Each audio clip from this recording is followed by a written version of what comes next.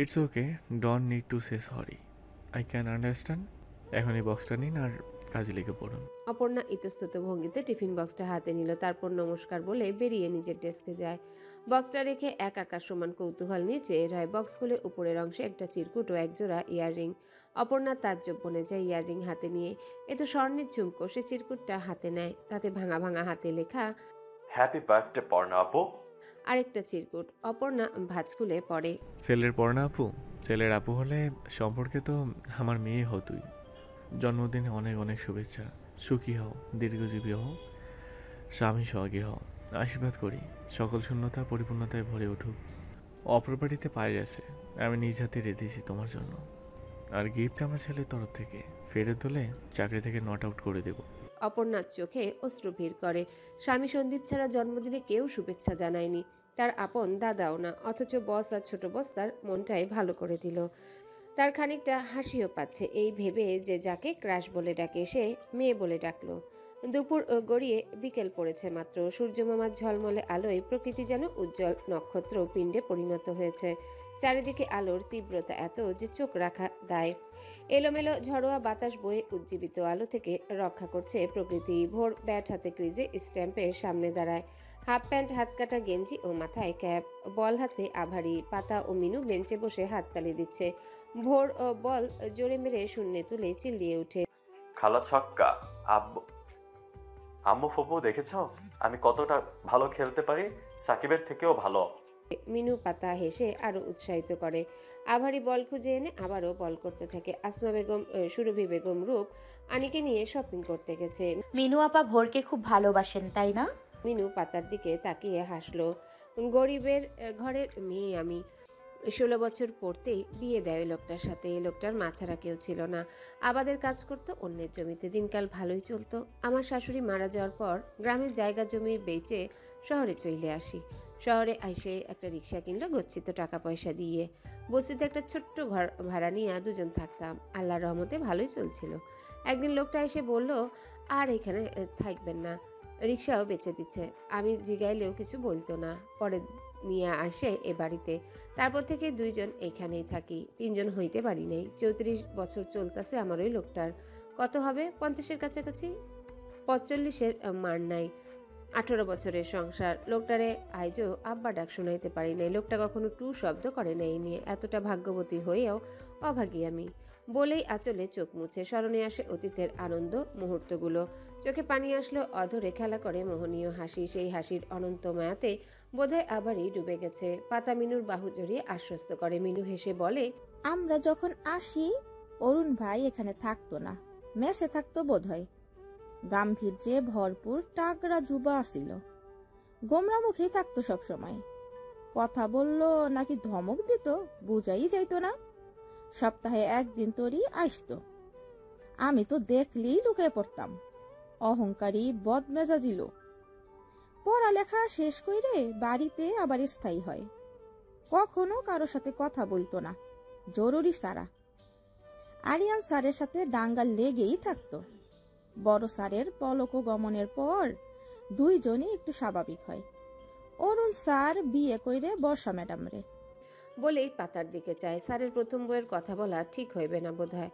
পাতা মনোযোগ দিয়ে সব গ্রাহ্য করছিল। অরুণের নাম উঠাতে মনোযোগ বেড়ে গেলেও তার প্রাক্তন স্ত্রীর কথা উঠলে কানটা একেবারে খরগোশের মতো খাড়া হয়ে যায়। আগ্রহ মন আকুপাকু করে শোনার জন্যে। মিনু মুচকি হেসে বলতে শুরু করে, স্যার আগে যে দি বদমেজাজি গোমরা মুখ থাকলেও বিয়ের পর কিন্তু পরিবর্তন হয়েছে। বর্ষা ম্যাডামের সাথে হাসি খুশিয়ে থাকতো। আপনি মন খারাপ কইলেন না। ওনাদের মাঝে কখনো ঝগড়া হইতো না। খুব মিল ছিল জোড়া চড়ুইয়ের সংসারে। তারপর ভোর বাবা আইসে এইটুকু পিসি বাচ্চা শুধু কাঁদতো। কোলে নিয়ে কথা বললে চুপটি করে হা মুখে গল্প শুনতো। অরুণ স্যার অফিসে যাইতো না ঠিক মতো। সারাক্ষণ ছেলে নিয়েই পড়ে থাকতো। বগল দাবা করে গল্প করত আর ঘুরত। তবে বর্ষা ম্যাডাম কেমন জানি বাচ্চার প্রতি উদাসীন থাকতো। তেমন যত্ন নিত না। স্যার বাড়ি না থাকলে আরো করতো না। বড় ম্যাডাম টুকটাক যত্ন করতো প্রথম প্রথম। রুবি ম্যাডামের কোলে আনিকা মামনি আইলে তার পিছনেই পড়ে থাকতো। বর্ষা ম্যাডাম অফিসে যাইতে শুরু করলে ভোর বাবা আমার কাছেই থাকতো সারাদিন। আমি খুশি হইতাম বেশ। শূন্য কোলটা ক্ষণিকের পূর্ণতা পেয়ে যেন আনন্দে নাচতে শুরু করত। ভোর বাবার 2 বছরের মাথায় হঠাৎ কইরে বর্ষা ম্যাডাম ডিভোর্স চাই। আমরা সকলে তো অবাক। এটা তো অবিশ্বাস্য ব্যাপার। আরে এত ভালোবাসা, এত খুনসুটির সংসার ভাঙ্গে যাইবে? অরুণ স্যার মানবে?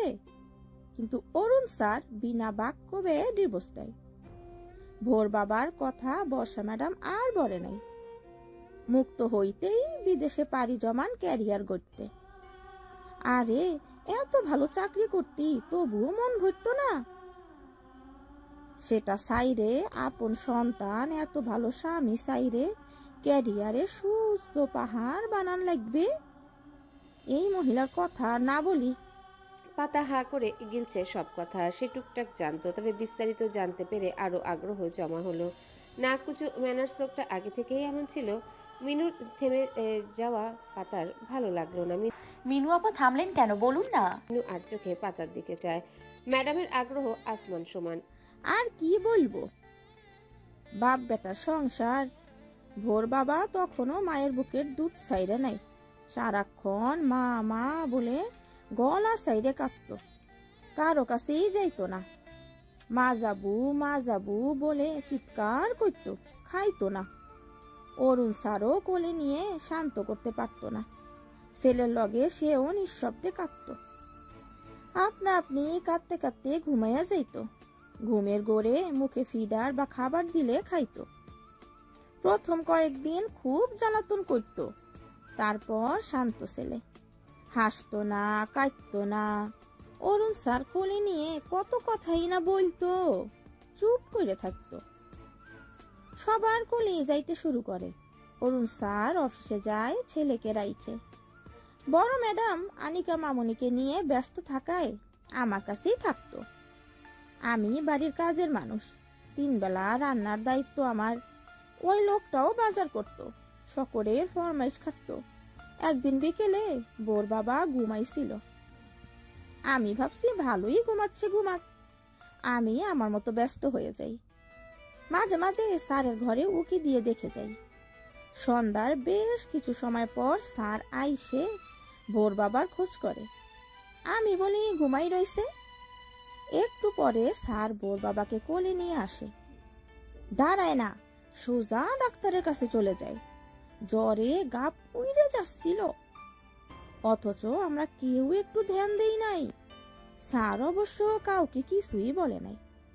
এরপর থেকে স্যার অফিস যাওয়ার সময় ছেলেকে বুকে নিয়েই যেত, এক বেলার জন্য রাইখে যায় নাই।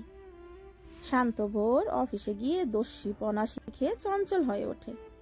এত এত বুলি তার মুখে। মাস খানেক হবে যবে থেকে স্কুলে যাইতে শুরু করছে, স্কুল শেষে বাড়িতেই থাকে।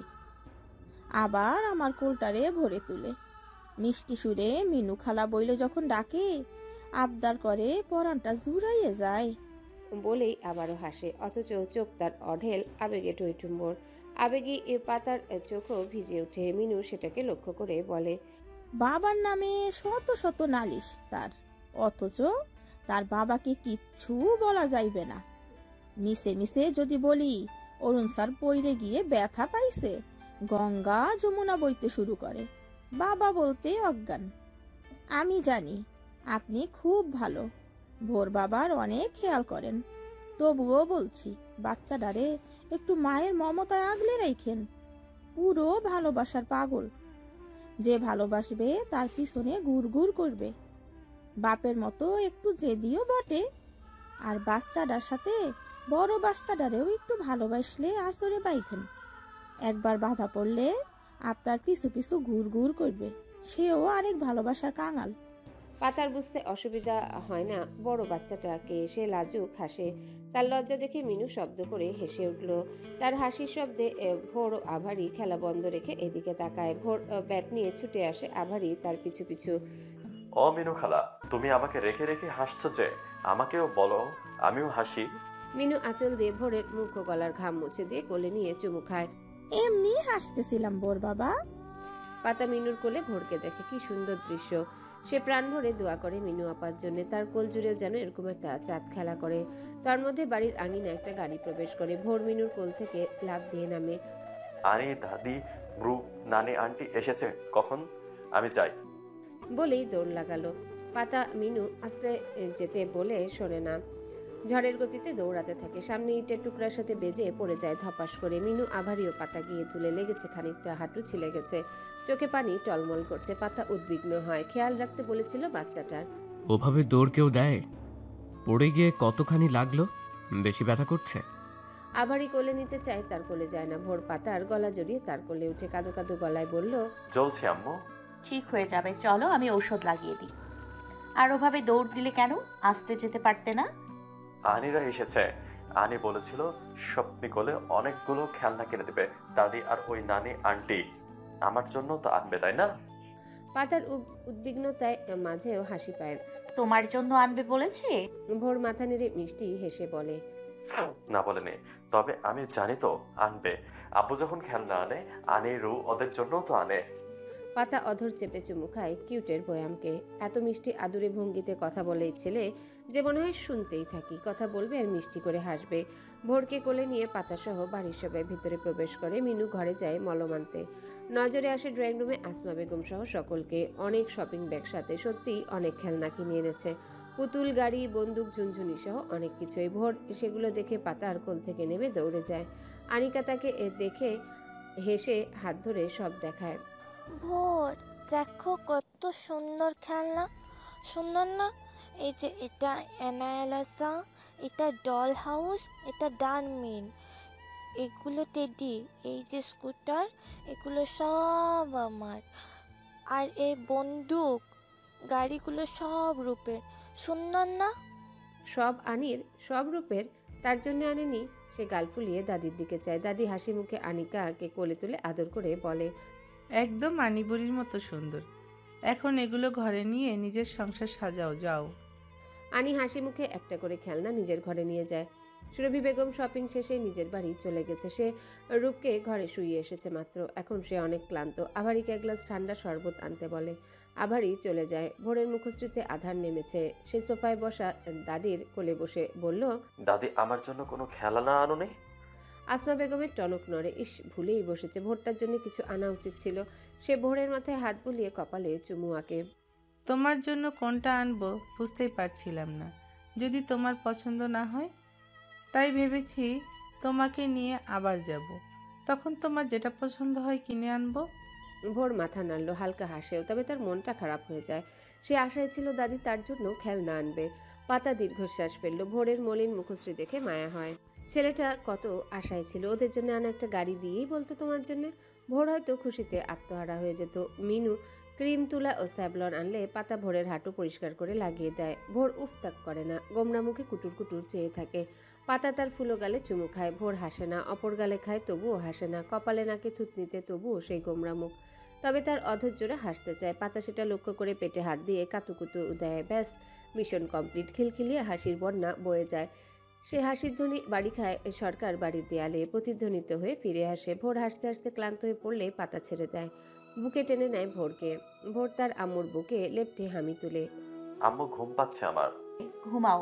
বলেই চুলের ভাঁজে হাত গলিয়ে দিল। ভোর আরামে চোখ বন্ধ করে, কিন্তু তার আরামের বিঘ্ন ঘটে চেনা পরিচিত আওয়াজে। ভোর চোখ খুলে উকি দেয়। মিস টুম্পাকে দেখে মিষ্টি হাসে। আসসালামু আলাইকুম মিস, কেমন আছেন মিস? পাতাও তাকায় মেয়েটার দিকে।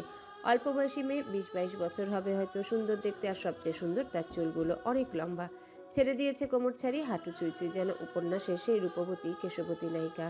পাতা মেয়ে হয়ে এই মেয়ের সৌন্দর্যে বিমোহিত হয়ে যায়। ইয়া আল্লাহ, এ তো আসমানের পরী। টুম্পা ভোরের সালামে জবাব দেয়। ভোরকে জড়িয়ে রাখা মেয়েটাকেও ভালোভাবে পর্যবেক্ষণ করে। এই হবে হয়তো অরুণ সরকারের ওয়াইফ। ভাবতেই চেহারায় মলিনতা ছেয়ে যায়। তার ওয়াইফ হওয়ার স্বপ্ন তো সে দেখেছিল, অথচ অরুণ সরকার তাকে ভাগ্নি বানিয়ে দূরে ঠেলে দিয়েছে। মামার বন্ধু কি জীবনসঙ্গী হতে পারে না নাকি? এখন আর এসব ভেবে কি হবে? অরুণ সরকার তো তাকে ছ্যাঁকা দিলই। পাতা ভোরকে নিয়ে উঠে দাঁড়ালো। আপনি ভোরের টিচার? ভোর অনেক বলেছে আপনার কথা। আমি পাতা, ভোরের আম্মু। টুম্পা ভাবনা থেকে বেরোলো, পাতার দিকে ভালো করে তাকায়। তার বয়সই মনে হচ্ছে। ঠোঁটে প্লাস্টিকের হাসি ঝুলিয়ে বলে, আপনিও তো ভোরের টিচার ছিলেন। টিচার থেকে আম্মু ভোর আপনার কথা বলতো আমাকে। কথাগুলো যেন কেমন শোনায় পাতার কাছে। তবে পাতা মাথা ঘামায় না, ভোরকে নামিয়ে দিয়ে বলল, ভোর, টিচার এসেছে, যাও পড়তে বসো, পড়া শেষ হলে ঘুমিও। ঘুমে ভোরে চোখ ছোট ছোট হয়ে এসেছে, তবুও মাথা নাড়িয়ে টুম্পার হাত ধরে স্টাডি রুমের দিকে অগ্রসর হয়। বই ব্যাগপত্র নিয়ে পড়তে বসে, কিন্তু সেটা বেশিক্ষণ স্থায়ী হয় না। পাতা টুম্পার জন্য নাস্তা নিয়ে গিয়ে দেখে চেয়ারে বসে টেবিলে রাখা বইয়ের উপর মাথা রেখে হাঁ করে ঘুমাচ্ছে। পাতাকে দেখে টুম্পা হেসে বলে, ঘুমে ঢুলতে ঢুলতে ঘুমিয়েই পড়লো। পাতা নাস্তা পাশে রেখে টুম্পাকে নিতে বলে। টুম্পা নুডলসের বাটি হাতে নিয়ে খাওয়া শুরু করে স্বাভাবিকভাবেই। পাতাকে বলে, অরুণ স্যার অফিসে? পাতার ভ্রু কুচকে যায়। অনু স্যার? শুধু স্যার বলতি? ঈদের পরে আজ প্রথম গেল। ও, তার সাথে একটু জরুরি কথা ছিল। পাতার সন্দেহভোজন মনে খটকা লাগলো। এত সুন্দরী মেয়ে ছেলের হোম টিউটার, তার সাথে কিসের জরুরি কথা? আমাকে বলুন, আমি ওনাকে বলবো নি। আমি তাকেই বলবো, উঠি এখন। পাতাকে নাকচ করে বলল টুম্পা। ব্যাগ কাঁধে নিয়ে আস্তে ধীরে উঠে দাঁড়িয়ে চলে যায়। তার লম্বা চুল ও কোমর দুলিয়ে যাওয়া দেখে পাতার সন্দেহভোজন মনটা কাদো কাদো হয়ে যায়। তার বাগিচার ভ্রমণ, তার সাথে ঠিকঠাক আলোচনা হলো না। অন্য বাগিচায় জরুরি কথা বলবে। সে ভোরের দিকে চায় হাঁ করে ঘুমিয়ে। এভাবে ঘুমোলে তো ঘাড় ব্যথা করবে। সে ভোরকে কোলে করে নিয়ে বিছানায় শুইয়ে দিল। উঠে আসতে নিবে, ভোর ছাড়ে না। এক হাত জড়িয়ে পাতার হাত মুখ বুলিয়ে বিড়বিড় করে আব্বু যেও না বলে। পাতা তার কপালে চুমু দিয়ে নিজেও গা এলিয়ে দেয়। সন্ধ্যায় আসমা বেগম আনিকার ঘরে যায় রূপকে নিয়ে। আনিকা পুতুল নিয়ে খেলছে, বিড়বিড় করে পুতুলের সাথে নানা ধরনের গল্পও করছে। সে নাতনির কাছে বসে পড়ল। আনিকা দাদিকে দেখে মিষ্টি হাসে, রূপের গালে ও পেটে চুমু খায়। রূপ ঠোঁট চোখা করে উ উ বলে। আনিকা একটা পুতুল রূপের হাতে দিয়ে বলে, আবার কি সুন্দর করে কথা বলতে পারিস না, পচা ছেলে। রূপ হেসে পুতুল দিয়ে ঢিল ছুঁড়ে আনিকার দিকে। আনিকা চোখ রাঙিয়ে ভেঙচি কাটলো, আর দেবে না, যতই কাতুক। আসমা বেগম হেসে আনিকার মাথার ঝুঁটি ঠিক করে বলে, আনিপুরি গুড গার্ল, তাই না? আনিকা মিষ্টি হেসে মাথা নাড়ল, মানে সে গুড গার্ল। আসমা বেগম বলল, রূপের মতো ভোরও তোমার ভাই হয়, তাই না? তোমার খেলনার মধ্যে থেকে একটা খেলনা যদি ভোরকে দিই, তুমি কি রাগ করবে? আনিকার হাসি নিভে যায়। ভোর পচা, আমায় শুধু মারে, চাচিমণির কাছেও যেতে বারণ করে। ও তো অনেক খেলনা, বাক্স ভর্তি। আমার খেলনা কেন দেব? তোমার বড় চাচু তোমাকে কত খেলনা কিনে দেয়। কিছুদিন আগে কত বড় টেডি দিল, প্রতিদিন চকলেট আইসক্রিম দেয়। তুমি ভোরকে দিবে না? আনিকা পিটপিট করে চায়। চাচু তাকে অনেক ভালোবাসে, আদর করে, চুপি চুপি খেলনা আইসক্রিম এনে দেয়। আচ্ছা দাও ভোরকে, ওর বড় গাড়ি ও বন্দুকটা দিও, ওগুলো ওর পছন্দ হবে। আসমা বেগম নাতনিকে কোলে বসিয়ে আদর করে। অন্ধকারে ছেয়ে আছে পৃথিবী। কৃত্রিম আলোয় আলোকিত ঘরবাড়ি, রাস্তা। কয়েক যুগ আগেও মানবী অন্ধকার ভয় পেত। সন্ধ্যা নামলেই আপন নিরে ফিরে আসতো কত তাদের যাতনা। ঘোর অমানিসায় এ ঘরে অন্ধকারে ছোট কুপি জ্বালিয়ে ঘরেই থাকতো। জ্যোৎস্না রাতে চাঁদের ম্লান আলোয় রাতের আহার কার্য সম্পন্ন করে পার্টিতেই বউ বাচ্চা সমেত রূপকথার রাজ্যে ঘুরে বেড়াতো। মশা মাছি ও গরম তাড়ানোর জন্যে হাতে হাত পাখা থাকতো। ধীরে ধীরে মানুষ অন্ধকারকে জয় করে। রাতের অন্ধকার দূরীকরণের জন্যে তাদের চাঁদের জ্যোৎস্নার আলো প্রয়োজন পড়ে না। তারা কৃত্রিম আলোয় অভ্যস্ত হয়ে পড়েছে। জ্যোৎস্নার ম্লান আলোয় স্নান করতে তারা জানেই না হয়তো। অরুণ সরকার সন্ধ্যার বেশ পরপরই তার আপন নিরে ফিরে আসে। বাড়ি মেইন ফটক খোলা থাকায় অনায়াসে প্রবেশ করে অন্দরমহলে। ড্রয়িং রুমের কাছে যেতেই নজরে আসে ছেলে রাম্মু ও আনিকাকে। মিনু ও আভারি টেবিলে খাবার লাগাচ্ছে। অরুণ এগিয়ে যায়। ভোর ও আনিকা পড়তে বসেছে পাতার কাছে। চুপচাপ পড়ছে, কোনো দুষ্টুমি না, যেন অতি ভদ্র বাচ্চা। অথচ অরুণ যখন ভোরকে হোমওয়ার্কের জন্য বসায়, কত বাহানা, কত দুষ্টুমি, যেন মাছের বাজার। অরুণ পকেটে হাত গুটিয়ে চুপটি করে দাঁড়িয়ে থাকে। কেউ এখনো তাকে দেখেনি। পাতা গম্ভীর মুখে ভোরকে টুইঙ্কেল টুইঙ্কেল ছড়াটা বলতে বলে। ভোর উঠে দাঁড়িয়ে ভদ্র বাচ্চার মতো ঠোঁট নাড়িয়ে বলতে শুরু করে, twinkle twinkle little star how I adore star. হচ্ছে না ভোর, আবার বলো। ভোর আবারও চেষ্টা করে পারে না, তার মনে পড়ছে না। এমনই হয় তার সাথে, সে একা একা বলতে পারে। টিচার জিজ্ঞাসা করলেই এলোমেলো হয়ে যায়। লজ্জায় ভোরের মুখশ্রীতে আধার নামলো। মাথা নিচু করে নেয়। পাতা আনিকাকে বলতে বললে আনিকা সুন্দর করে আবৃত্তি করে। এতে যেন ভোর আরও লজ্জায় পড়ে। আখি যুগল টলমল করে। ভোর বই নিয়ে আবারও পড়তে শুরু করে। সেও আম্মুকে শোনাবে। অরুণ আর দূরে না থেকে এগিয়ে এসে গলা খাকারি দিল। পাতা মাথা উঁচিয়ে চায়। অরুণকে দেখে কতক্ষণ আহম্মকের মতো তাকিয়ে থাকে। অরুণ ভ্রু কুচকে চায়। পাতা তবু নজর হটায় না, আপাদমস্তক পর্যবেক্ষণ করে। দাড়ি গোফে ঘেরা অধৈর্যরায় নজর আসতেই সকালের কথা মনে পড়ে, সাথে মস্তিষ্ক যেন সচল হয়। গালে জিভ ঠেকিয়ে নিজেকে থমকায়। জামাই বলে এভাবে চোখ দিয়ে গিলে খাবি? পাতা মনকে কি বোঝাবে? সদ্য কেউ যখন কারো প্রেমে পড়ে মনে হয় দিনকাল যাতক্ষণ পরিস্থিতি গোল্লায় যাক, আখি যুগল শুধু তার দিকেই নিবদ্ধ থাক। আনিকা অরুণকে দেখে মিষ্টি হেসে বলে, হ্যালো বন্ধুরা, পরবর্তী পার্ট খুব তাড়াতাড়ি আসবে, তো সবাই অপেক্ষায় থাকো। আর চ্যানেলটি যারা এখনো সাবস্ক্রাইব করোনি তারা পরবর্তী পার্ট দেখার জন্য চ্যানেলটি সাবস্ক্রাইব করে রেখো। ধন্যবাদ সবাইকে, আমাদের সাথেই থেকো।